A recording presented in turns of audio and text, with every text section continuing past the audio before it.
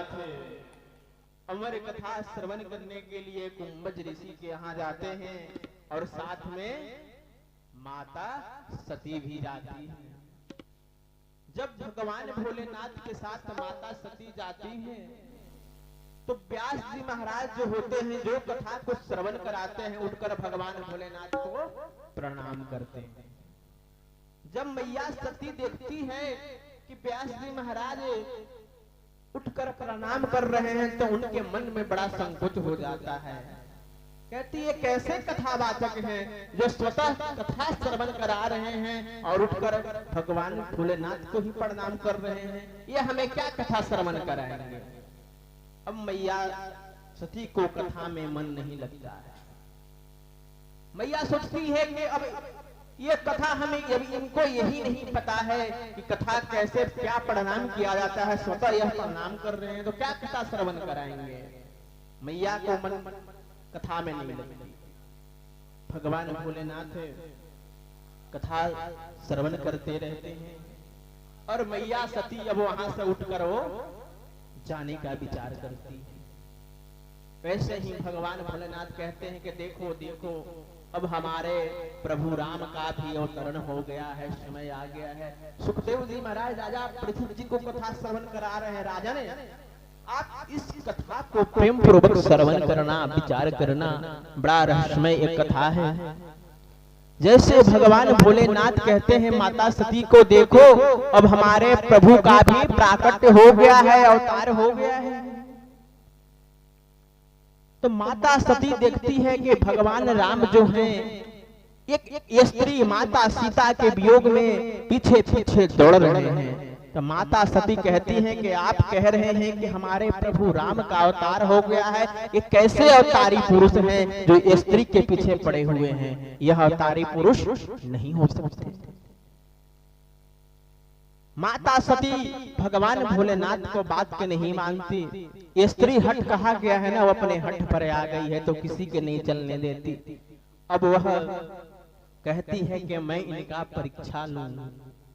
माता सती भगवान प्रभु राम के परीक्षा लेने के लिए अपने स्वरूप माता सीता के बना लेती है और मन में ये विचार करती है अगर यह अवतारी पुरुष होंगे तो हमें ये पहचान लेंगे, नहीं तो अगर कोई ये पाखंड होगा तो हमें सीता समझकर अपना लेंगे। माता सती सीता को स्वरूप बनाकर भगवान राम के पास जाती है और भगवान राम दिखते हैं जैसे ही कहते हैं अरे जोड़ी पानी प्रभु किए प्रणाम, जोड़ी पानी प्रभु किए प्रणाम, सीता समेत लिए निज नाम राम।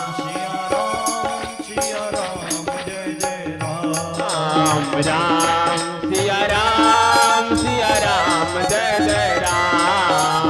राम सिया राम जय जय राम। कहे बहोरी काबृष के तू, कहे बहोरी काबृष के तू, विपिन अकेल बिरह की महे तू। राम सिया राम जय जय राम। राम सिया राम जय जय राम। प्रभु राम देखते हैं माता सती को जोड़ी पानी प्रभु किए प्रणामो और पीता समेत लिए नाद नामो। भगवान राम कहते हैं मैया सती से, मैया आपको जन्मों में मेरा बारंबार वंदन है।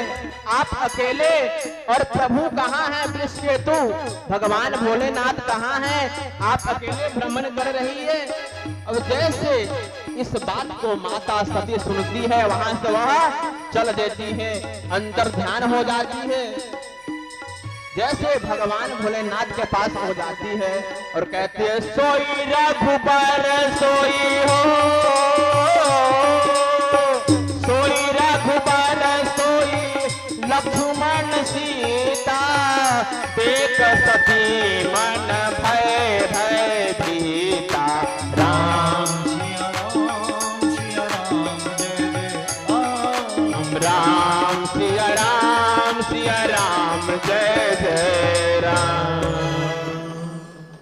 माता सती को भगवान पहचान जाते हैं और कहते हैं जोड़ी की प्रणाम किए प्रभु नामो परवान भोलेनाथ के मन में विचार करते हुए प्रभु राम प्रणाम माता सती को करते हैं।